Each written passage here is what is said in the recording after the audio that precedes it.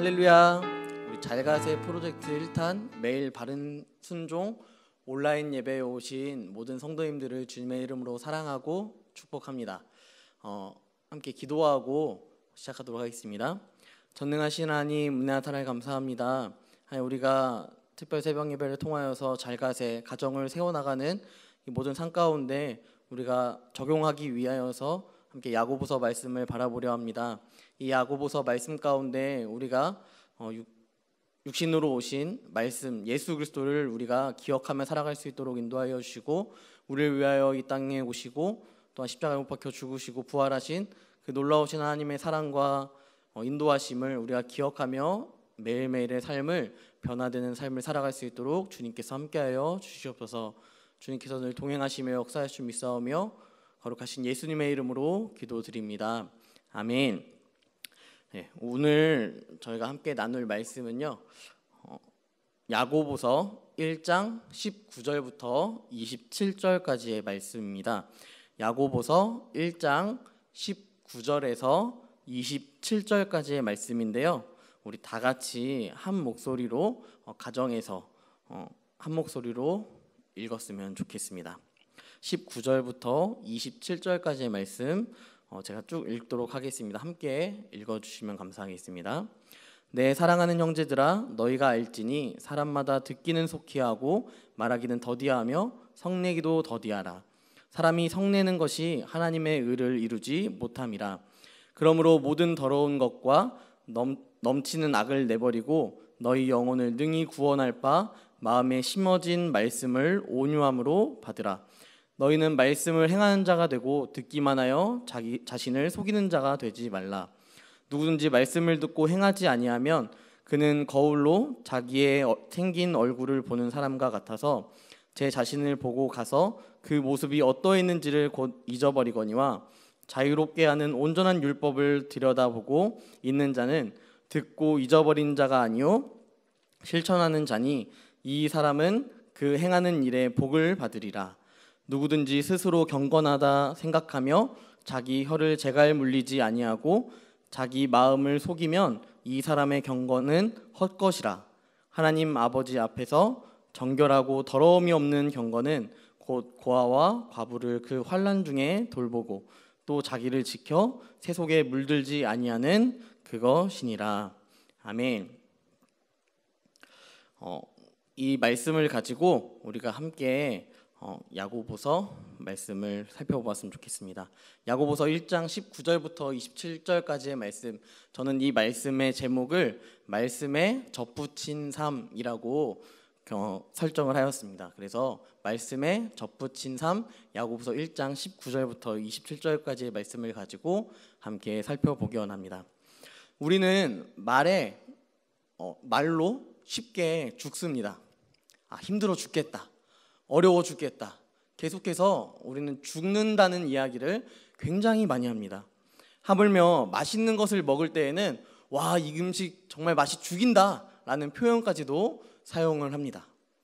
그런데 정작 우리가 이 믿음에 있어서 그리스도 앞에서 얼마나 나를 죽이고 살아가고 있는지, 말씀 앞에서 얼마나 복종하며 살아가고 있는지를 우리는 다시 한번 생각해 보아야 할 것입니다. 오늘 함께 읽은 말씀을 보면 유대인들이 자주 사용하던 격언, 속담과도 같은 문구가 두 가지 등장하였습니다. 19절 말씀에 나오는 듣기는 속히 하고 말하기는 더디하며 성내기도 더디하라. 이 말씀과 22절 말씀에 나오는 말씀을 행하는 자가 되고 듣기만 하여 자신을 속이는 자가 되지 말라라는 이러한 말씀입니다. 이 말씀을 통해 우리가 다시 한번 상기시켜야 할 것은 야고보서 말씀이 누구를 대상으로 쓰여졌는가, 또한 누가 작성하였는가를 우리는 다시 한번 살펴볼 필요가 있는데요, 이 야고보서를 작성한 야고보는 저희가 잘 알다시피 예수님의 형제였던 야고보였습니다. 형제였던 이 야고보는 사실 처음부터 예수님을 메시아로 믿었던 것은 아닙니다. 예수님께서 나사렛으로 가셨을 때에 고향에서 배척을 받으실 때에 예수님의 형제들까지도 예수님에 대하여서 믿음을 갖지 못하고 내쫓는 모습까지 보여주었습니다. 이 모습처럼 야고보는 사실 예수님에 대해서 믿지 않았던 사람이었음에도 불구하고 예수님은 자신이 부활하신 후에 야고보에게 나타나셨습니다. 이 말씀은 고린도 전서 15장 말씀을 보면 등장하게 되는데요. 이 예수님께서 야고보, 자신의 형제였던 야고보에게 등장하신 이후에 야고보는 이제 예수님을 하나님의 아들로 믿게 되었습니다. 그 이후에 교회로 들어가서 함께 신앙생활을 하며 결국 예루살렘의 지도자가 된 것을 우리는 기억할 수 있을 것입니다. 그래서 사도행전 15장 말씀을 보면 이방인들이 구원을 얻는 것에 대하여서 경계를 세웠고 야고보는 우상을 숭배하는 것, 음행하는 것, 그리고 목을 메어 죽는 것, 이런 기준들을 세워서 교회들이, 예루살렘이라는 대표성을 가지고 있는 교회가 예수님을 주로 시인하는 많은 교회들에게 지침들을 내려주는 역할까지도 하였습니다. 하지만 이 예수님의 형제 야고보가 지금 이제는 자신과 함께 같은 핏줄을 가지고 있는 이 12지파에게 편지를 작성하고 있습니다. 자, 오늘 말씀을 이해하기 위해 먼저 살펴볼 것은 앞서 있는 18절 말씀입니다. 18절 말씀에서 야고보는 유대인들 가운데 예수님을 믿는 자들을 이렇게 표현했습니다. 진리의 말씀으로 우리를 낳으셨느니라. 진리이시며 말씀이신 예수 그리스도가 우리의 모든 죄를 짊어지시고 저주받은 나무 십자가에 못 박혀 죽으시고 우리를 위하여 사흘 만에 부활하신 이 은혜로 인하여서 믿는 자들 또한 죄에 대하여 죽고 의에 대하여 다시 사는 중생함을 얻어서 진리의 말씀이신 예수 그리스도 안에서 예수님께서 우리를 낳았다라고 표현을 하는 것입니다. 이 놀라우신 사랑을 입은 유대인을 야고보는 표현합니다. 사랑하는 형제들아, 듣기를 추구하고 말하는 것은 더디하며 성내기도 더디해라. 여러분, 듣는 것과 상반된 말, 이 말하는 것으로 끝나는 것이 아니라 성내는 것까지도 더디해라 라고 야고보는 이야기하고 있습니다. 사랑하는 형제들의 현재 상황은요, 예수를 알지 못하는, 또한 예수를 하나님의 아들로 믿지 않는 바리새인, 사두개인, 서기관, 그리고 로마인들에 대하여 핍박을 받고 있었습니다. 예수를 믿는다는 그 이유 하나만으로 목숨까지도 빼앗기는 상황이었죠. 그렇게까지 강력하게 목숨을 해하지 않을지라도 자신의 생계가 굉장한 어려움을 경험하고 있는 시대가 바로 이 시대였습니다. 예수 그리스도를 믿는다는 이유 하나만으로. 요즘도 그런 사람들이 있겠지만 음식점 사장님이 진상 손님을 만나게 되면 사람을 내쫓고 소금을 치는 그런 모습처럼 이렇게 멸시와 천대를 받는 모습, 이 회당 중심의 삶을 살아가던 유대인들 가운데 함께 살아가지 못하는, 예수를 믿는다는 이유 하나만으로 함께 살아가지 못하는 그러한 삶을 살아갔습니다. 또한 예수를 믿는다고 하니까 자신의 직업까지도 잃어버릴 수밖에 없는 그런 상황, 교류를 전혀 하지 않는 그런 억울하고 답답한 상황 속에 놓여지게 되는 것이죠. 그때 누군가가 야, 너 예수 믿으니까 내가 이거 안 팔 거야 라고 이야기했을 때 너무 억울함이 계속해서 쌓이다 보면 자신도 모르게 분을 내게 되는 것입니다. 이 분내는 것, 성냄까지도 예수님께서는 더디하라라고 야고보를 통하여서 지금 서신하고 있는 것입니다. 세상의 빛과 소금의 역할을 감당하는 그리스도인이라면 자신을 배척하고 자신을 억누르고 있는 그 사람까지도 포용하고 사랑할 수 있도록 믿음으로 나아가라고 말씀하시는 것입니다. 야고보는 멸시 가운데 성내는 것은 하나님의 의를 이루지 못하는 것이라고 표현하는데, 이것은 우리 주님께서 자신의 사역 가운데 어떻게 했는지를 우리가 살펴보면 알 수 있을 것입니다. 예수님은 자신을 십자가에 못 박고 조롱하는 자들을 향하여 진노를 표출하거나 그 십자가에서 다시 내려오셔서 그들을 죽이거나 해하지 않으셨습니다. 도리어 그들의 죄를 사하여 달라는 기도까지도 하는 모습을 예수님은 보여주셨습니다. 그들이 지금 무슨 짓을 하는지 모릅니다 라는 이런 안타까움을 오히려 예수님께서 십자가에 못 박혀 있지만 그 상황 속에서 토해내고 있는 것이죠. 이런 사랑의 모습, 이런 신앙의 삶, 여러분 결코 쉽지 않을 것입니다.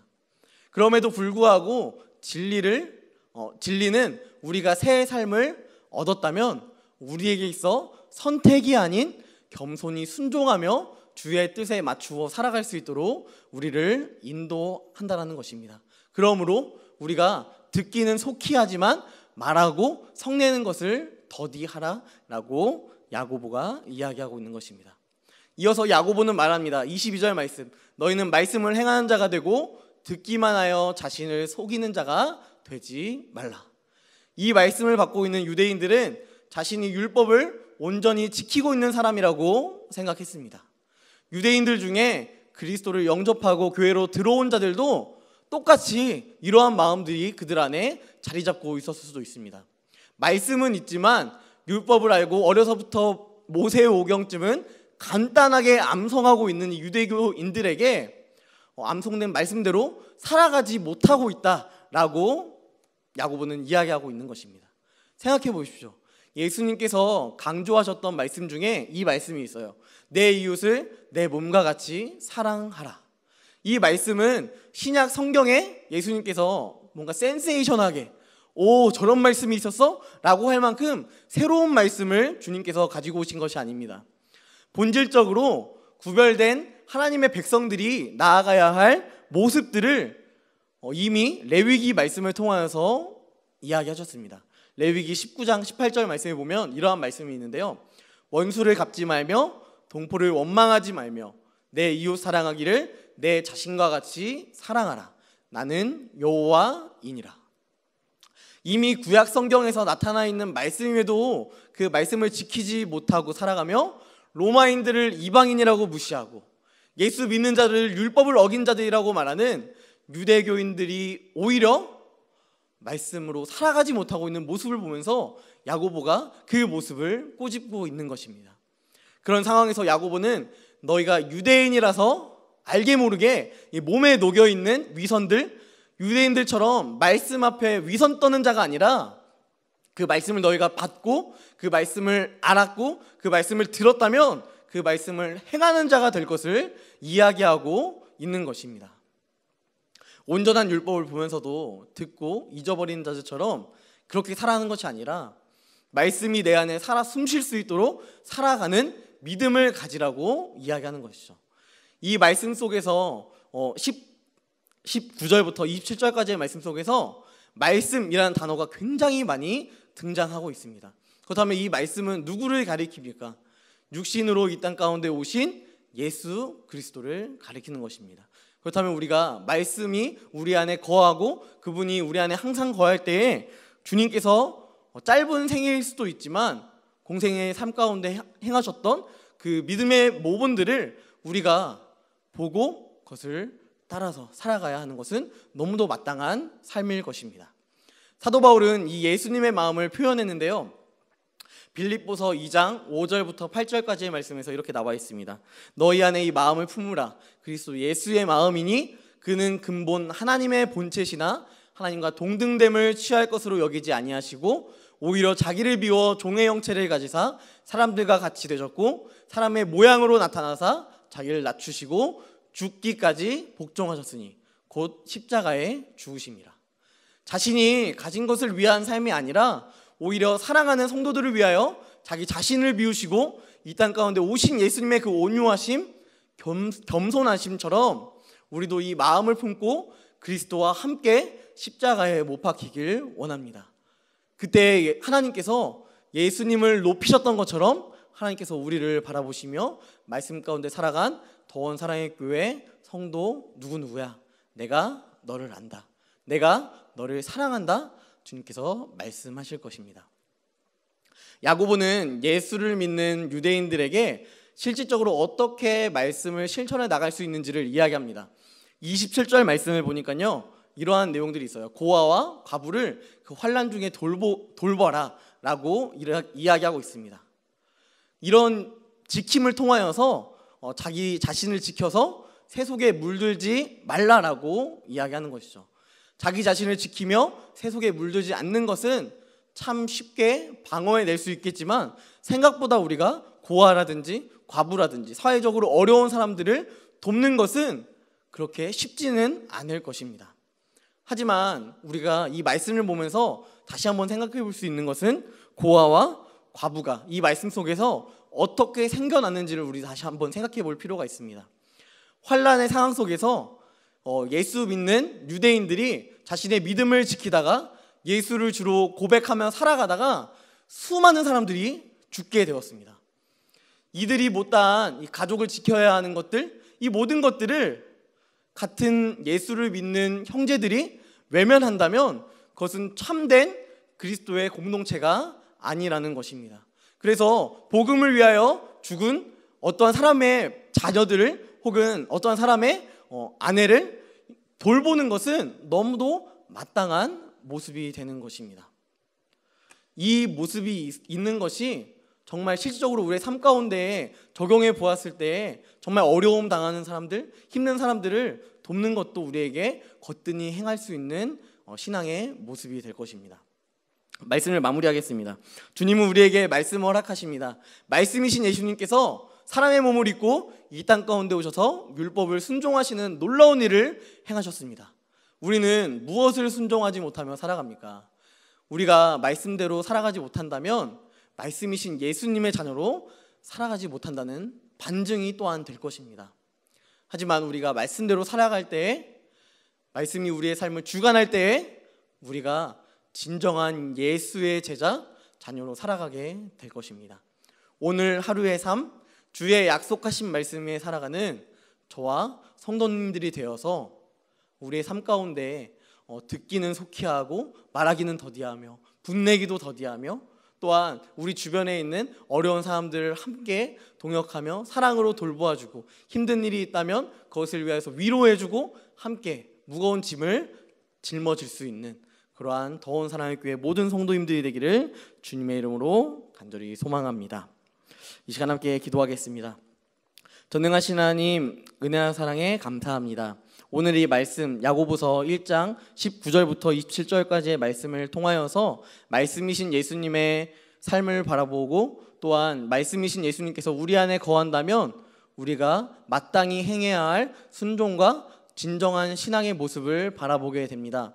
하나님, 우리가 정말 많은 어려움들이 있었고 코로나로 인하여서 교회가 문매를 맞고 비난받고 있는 이 시대 가운데서도 우리가 믿음을 온전히 지키며 살아갔던 우리인데 우리가 이제 앞으로의 삶 가운데서도 온전히 주님만 의지하며 살아갈 수 있는 믿음의 공동체 될 수 있도록 인도하여 주시고 어려운 자들, 힘든 자들, 가난한 자들, 곤고한 자들 이 모든 자들이 오직 주 안에서 치유함 받을 수 있는 그 은혜가 있는 줄 우리가 먼저 경험하였사오니 그 경험한 것을 주변의 많은 이웃들에게 나눌 수 있는 교회 또한 될 수 있도록 주님께서 함께하여 주시옵소서. 주님께서 늘 동행하시며 역사하시고 있사오며 거룩하신 예수님의 이름으로 기도드립니다. 아멘.